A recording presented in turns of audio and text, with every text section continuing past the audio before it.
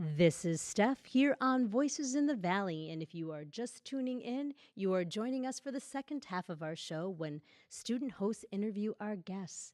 Today we have frequent host Emma on. She's a junior at our local high school, and we're really glad to have you here today, Emma. Thank you for joining us. I'm really glad to be here. Thank you. Well, you are in for a treat because we have a very special guest today.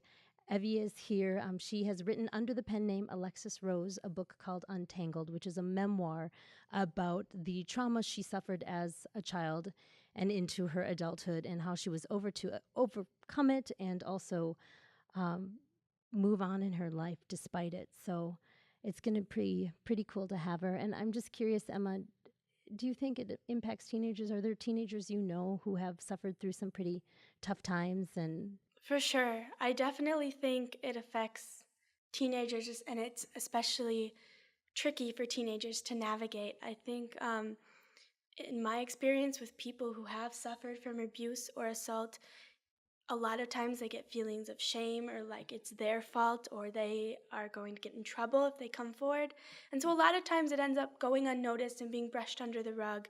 And I think you, Evey, have done a great service for teenagers just to be able to read an honest perspective and to shed light on something that's very dark and many people don't notice and don't want to notice.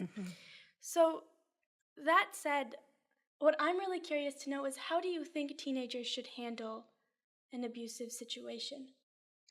Wow, that's a great question.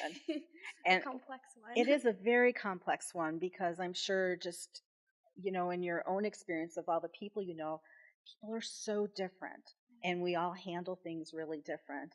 I think you said it so well that there's so much shame. And so I think that teenagers helping other teenagers let go of the shame and let go of the judgment would be a lot more helpful if they're going to try to get some help, or at least, be able to confide in a friend or confide in an adult that they trust. But I think it's confusing for people who've been through abuse, and especially teenagers. Everything's confusing oftentimes, right? You think you've got it, and then you get to school and you're going, oh my gosh, I don't have it. So I'm not sure if there's any one way to handle abuse. I think if you can find someone you trust, whether it's a friend, and that friend could maybe go with you to talk to an adult who's safe, I think that's probably a good first step. And so as a friend who has someone they love come to them and say, this is what happened to me, how do they support them? Yeah, that's really tricky, right? Because oftentimes, too, people get very defensive. I told you, but I don't want you to do anything about it, And so I would think that would be difficult. I think as a friend, listening is a huge, huge part. Not sweeping it under the rug, checking on them, constantly encouraging, let's go talk to so-and-so. I'll be with you, let's do that. I think as a friend, it's really great too if you could go to somebody that you trust to confide in them, because that's a really big burden to try to carry by yourself. And oftentimes we can't see any options. So as a friend, just going to, an adult that you trust and say, this person confided in me. What are some things I can do to support them? Does that make sense? That does make sense. I think that's good to think of because it can feel like you're trapped sometimes, I think. Yeah. As both the person in the terrible situation and the person being trusted with it. Absolutely. So in your experience, were there things you wished people had done for you? That's a really good question. And I've thought about that a little bit. Through my teenage years, the people I confided in, they did what they could do. Because my situation was a little bit different. And back when I was a teenager, these things were not talked about. But now it's a little bit different. I don't think the fear and the emotions are different, but I think at least now you can go to some parents or perhaps some counselors or some teachers, and they can guide you through this process. I think there are times when I think, well, yeah, in school, when I was that silent kid, I wasn't making trouble, but I was that silent kid. It would have been great if, an adult would have come up to me and said, hey, how are you doing? And I'm telling you, I wouldn't have said anything. But as I think back, it'd be like, well, I didn't think any adults cared.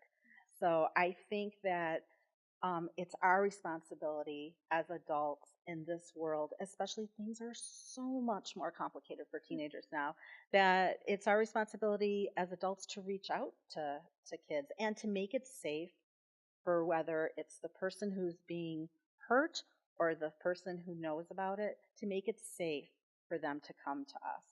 So I know that doesn't really answer the question, but it's kind of hard to look back and go, oh, I wish it would have been different this way because, And it's probably better you don't. Right. That's very true. Very true. Very insightful.